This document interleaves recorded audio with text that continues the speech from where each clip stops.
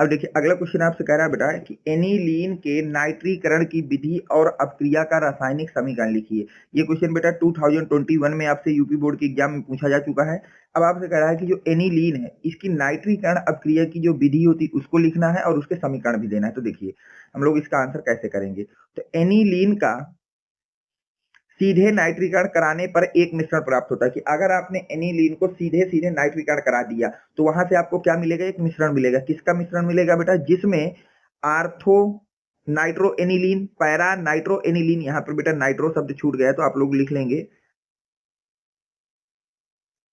Ortho, यहाँ पर हर जगह नाइट्रो शब्द जरूर लगा देना, यहाँ पे मैंने नाइट्रो जो है लिखने में छूट गया। तो ortho nitro aniline, para nitro aniline तथा मेटा नाइट्रो एनिलीन का मिश्रण प्राप्त होता है। इस अपक्रिया में आर्थो नाइट्रो एनिलीन तथा पैरा नाइट्रो एनिलीन के साथ साथ मेटा नाइट्रो एनिलीन भी प्राप्त होता है। क्या प्राप्त होता है बेटा, मेटा नाइट्रो एनिलीन भी प्राप्त होता है। अब ऐसा क्यों होता है उसकी भी बात कर लेते हैं, ऐसा हो क्यों रहा है। तो देखिए ऐसा इसलिए होता है क्योंकि अम्लीय माध्यम में एनिलीन जो होता है वो एनिलीनियम आयन में बदल जाता है। अम्लीय माध्यम में एनिलीन किस में बदल जाता है बेटा, एनिलीनियम आयन में बदल जाता है, जो कि मेटा निर्देशक होता है। जो कि कैसा होता है, मेटा निर्देशक होता है। तो देखिए वो कह क्या रहा है कि अगर आपने बेटा रिएक्शन करा दी एनिलीन की, ये एनिलीन होता है बेटा, ध्यान समझिएगा, ये आपका हो गया एनिलीन। अब अगर आप इसका नाइट्रीकरण करा रहे हैं, नाइट्रीकरण का मतलब क्या होता है, सांद्र नाइट्रिक अम्ल के साथ अपक्रिया, लेकिन किसकी उपस्थिति में बेटा, सांद्र सल्फ्यूरिक अम्ल की उपस्थिति में। इस रिएक्शन का नाम होता है नाइट्रीकरण। कि जब हम किसी भी यौगिक की अपक्रिया सांद्र नाइट्रिक अम्ल के साथ शांत सल्फ्यूरिक अम्ल की उपस्थिति में कराते हैं तो उस अपक्रिया का नाम होता है बेटा नाइट्रीकरण अपक्रिया। तो अब यहाँ से होता क्या है उसकी बात करते हैं। तो यहाँ से बेटा नाइट्रीकरण का मतलब होता है NO2 ग्रुप को जोड़ना है। इस मिश्रण का मतलब होता है कि आपको किसी भी रिएक्शन में NO2 को जोड़ना है। कहाँ पे जोड़ना है बेटा, NO2 को। तो अब क्या होता है बेटा कि जो NO2 ग्रुप है जो आपके पास आता है और कहां पर, NH2, एक बार आर्थो पे जुड़ता है NO2 ग्रुप और एक बार जुड़ जाता है बेटा पैरा पे। एक बार कहां पे जुड़ जाता है बेटा, पैरा पे। ध्यान से समझते रहिएगा। एक बार जो NH2 ग्रुप है वो आपका जुड़ जाता है पैरा पोजीशन पे। यहां तक हो गया। अगर मैं इनके नाम की बात करूं तो ये तो हमारा है एनिलीन, इसको क्या कहते हैं बेटा, एनिलीन। ये हो गई बेटा नाइट्रिक एसिड, इसको कहते हैं नाइट्रिक एसिड। यहां तक हो गया। इसका नाम होता है बेटा ortho nitro aniline, ortho nitro aniline. और इसको कहते हैं para nitro aniline, para nitro aniline. यहां तक सही है। अब क्या होता है देखिए, ये अब क्रिया हो रही है अम्लीय माध्यम में भाई, सांद्र H2SO4 उपस्थित है। तो ये जो एनिलीन है ये बदल जाता है बेटा एनिलीनियम आयन में। जो एनिलीन है ये बदल जाता है एनिलीनियम आयन में।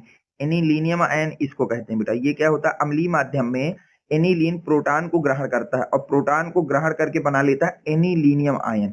इसको हम लोग बोलते हैं एनिलीनियम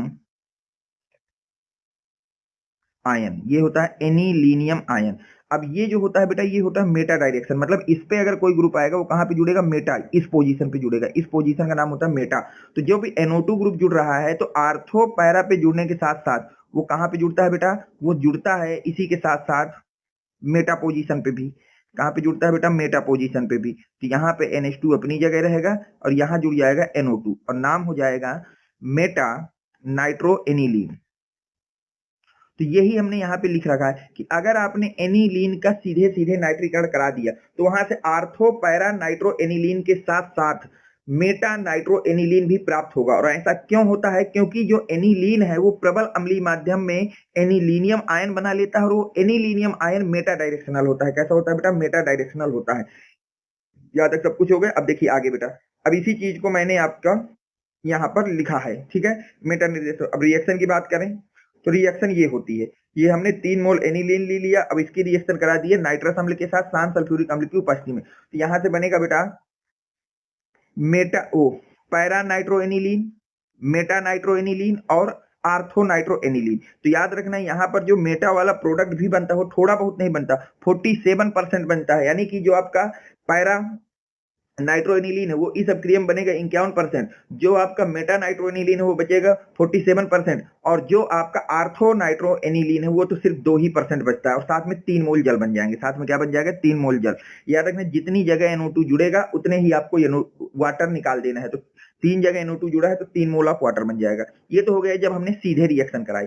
अब मान लीजिए हम ये चाहते हैं कि यहाँ पर हमको सीधे पूरा मिश्रण नहीं चाहिए, सिर्फ चाहिए पैरा नाइट्रोएनिलीन। सिर्फ हमको क्या चाहिए बेटा? पैरा नाइट्रोएनिलीन। तो देखिए वहां पे क्या होगा, यदि हम इस अपक्रिया में सिर्फ मुख्य उत्पाद के रूप में पैरा नाइट्रोएनिलीन प्राप्त करना चाहते हैं, यदि हम ये चाहते हैं कि इस अपक्रिया में हमको मुख्य उत्पाद के रूप में सिर्फ और सिर्फ क्या मिले बेटा? पैरा नाइट्रोएनिलीन मिल जाए।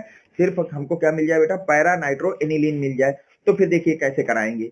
तो हमको क्या करना है बेटा? तो हमें सर्वप्रथम एनिलीन जो है हमारे पास, जो क्या है बेटा? एनिलीन, उसकी रिएक्शन कराना पड़ेगा एसिटिक एनहाइड्राइड के साथ। सबसे पहले एनिलीन की अपक्रिया हम कराएंगे एसिटिक एनहाइड्राइड के साथ। तो जब आप किसी भी यौगिक की अपक्रिया एसिटिक एनहाइड्राइड के साथ कराते हैं तो वहां पर उस अपक्रिया का नाम लिया जाता है कि हमने वहां पर एसिटिलीकरण करा दिया है। वहां पर हमने क्या करा दिया बेटा? एसिटिलीकरण करा दिया है। और फिर हम नाइट्रीकरण कराते हैं। तो अगर आपको एनिलीन से सिर्फ मुख्य उत्पाद में पैरा नाइट्रोएनिलीन चाहिए तो आपको वहां पर सबसे पहले एनिलीन का एस्टिलीकरण करा देना है और फिर नाइट्रीकरण कराना है।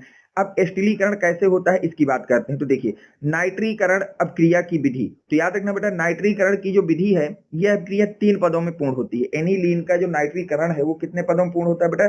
3 पदों में पूर्ण होता है। एनिलीन का जो नाइट्रीकरण है वो आपका कितने पदों में पूर्ण होता है? 3 पदों में। अब 3 पद कौन कौन से होते हैं? सर्वप्रथम देखिए, प्रथम पद में क्या होता है? एस्टिलीकरण कराते हैं। सबसे पहले हम क्या कराते हैं बेटा? एसिटिलीकरण कराते हैं। कैसे कराते हैं? एनिलीन की अपक्रिया पिरीडीन की उपस्थिति में एसिडिक एनहाइड्राइड के साथ कराकर एसिटाइनिलाइड बना लेते हैं। तो सबसे पहले हम क्या करेंगे? एनिलीन की रिएक्शन कराएंगे। किसके साथ बेटा? एसिटिक एनहाइड्राइड के साथ। किसकी उपस्थिति में? पिरीडीन की उपस्थिति में। तो वहां से क्या मिलेगा बेटा? एस्टाइनिलाइड बनेगा। वहां से क्या मिलेगा? एस्टाइनिलाइड बनेगा। कैसे बनेगा इसकी बात कर लेते हैं। ये हमारा बेटा एनिलीन है। अब इसकी रिएक्शन हमने करा दी एसिटिक एनहाइड्राइड के साथ। तो यहाँ से जो है बेटा बॉन्ड टूट जाता है। बॉन्ड यहाँ से क्या हो जाएगा? टूट जाएगा। अब जो NH2 है ये कुछ इस तरह से टूटता है NH और H में। तो ये वाला H जो है बेटा हम दे देते हैं इसको और NH जोड़ देते हैं यहाँ से। तो अब देखिए क्या बनेगा? NH से जुड़ गया C डबल बॉन्ड हो CH3 और NH से ही जुड़ी है आपकी बेंजीन रिंग। तो ये जुड़ गया। इस यौगिक का नाम होता है एस्टाइनिलाइड और साथ में बन गया एस्टिक एसिड या एस्टिक अम्ल। साथ में क्या बन गया? एस्टिक एसिड या एस्टिक अम्ल। यहां तक सही है। तो सबसे पहले अगर आप लोग एनिलीन का एसिटाइनिलाइड के साथ अपक्रिया बनाना है या एनिलीन से आपको एस्टाइनिलाइड बनाना है तो उसकी रिएक्शन कराना पड़ेगा आपको एसिटिक एनहाइड्राइड के साथ। अब इसके बाद क्या होगा देखिए, यहां तक आपको कोई डाउट नहीं है। अब द्वितीय पद, अब हम क्या करते हैं बेटा? अब हम नाइट्रीकरण कराते हैं। अब हम क्या कराते हैं बेटा? नाइट्रीकरण कराते हैं। नाइट्रीकरण कैसे होता है? एसिटाइनिलाइड को 288 केल्विन ताप पर, कितने बेटा? 288 केल्विन ताप पर सांद्र नाइट्रिक अम्ल तथा सांद्र सल्फ्यूरिक अम्ल के मिश्रण के साथ गर्म करते हैं। के मिश्रण के साथ क्या करते हैं बेटा? गर्म करते हैं। ठीक है। तो हमें पैरा नाइट्रो एस्टाइनिलाइड मुख्य उत्पाद के रूप में प्राप्त हो जाता है। अब वो ये कह रहा है कि जो आपका एस्टाइनिलाइड है उसको 288 केल्विन ताप पर सांद्र नाइट्रिक अम्ल तथा सांद्र सल्फ्यूरिक अम्ल के मिश्रण के साथ गर्म करेंगे तो वहां से आपको मिलेगा पैरा नाइट्रो एस्टाइनिलाइड मुख्य उत्पाद के रूप में प्राप्त होता है। अब रिएक्शन कैसे होती है इसकी बात करता हूं। अब ध्यान से देखिए रिएक्शन होगी कैसे। अब यहां से क्या होता है बेटा कि जो आपका नाइट्रिक एसिड है इसको हम लिख देते हैं OH और NO2 के रूप में तोड़ देता हूं नाइट्रिक को। यहां तक सबको सही। अब क्या होता है बेटा यहां से कि जो NO2 ग्रुप है वो पैरा पोजीशन से हाइड्रोजन निकालता है। यहां से हाइड्रोजन निकलेगा। इस हाइड्रोजन को लेकर के OH अपना बना लेता है वाटर। OH क्या बना लिया? वाटर। बचा क्या? NO2 और वो NO2 हम जोड़ देते हैं पैरा पोजीशन पे। और जब पैरा पोजीशन पे जोड़ेंगे तो यौगिक का नाम हो जाएगा पैरा नाइट्रो एस्टाइनिलाइड। क्या नाम हो जाएगा बेटा? Para nitro acetanilide. बाकी ऊपर की चीजें जैसी हैं वैसी ही रहेंगी। यहां तक कोई दिक्कत नहीं है। अब आगे देखिए, अब हम बात करते हैं तृतीय पद की कि तीसरे पद में हमको क्या कराना है। तो अब इस पद में हम कराते हैं बेटा जल अपघटन। इस पद में हम लोग क्या कराते हैं बेटा? जल अपघटन को कराते हैं। किसको कराते हैं? जल अपघटन। कैसे होता है? अब हम पैरा नाइट्रो एस्टाइनिलाइड का अम्लीय अथवा क्षारीय माध्यम में जल अपघटन करा देते हैं। जो हमारे पास पैरा नाइट्रो एस्टाइनिलाइड प्राप्त हुआ है उसका अम्लीय या क्षारीय माध्यम में हम जल अपघटन करा देते हैं। और जैसे ही जल अपघटन कराते हैं तो हमें वहां से मिलता है para nitro aniline. Para nitro aniline मुख्य उत्पाद के रूप में प्राप्त हो जाता है। कैसे होगा ध्यान से देखो।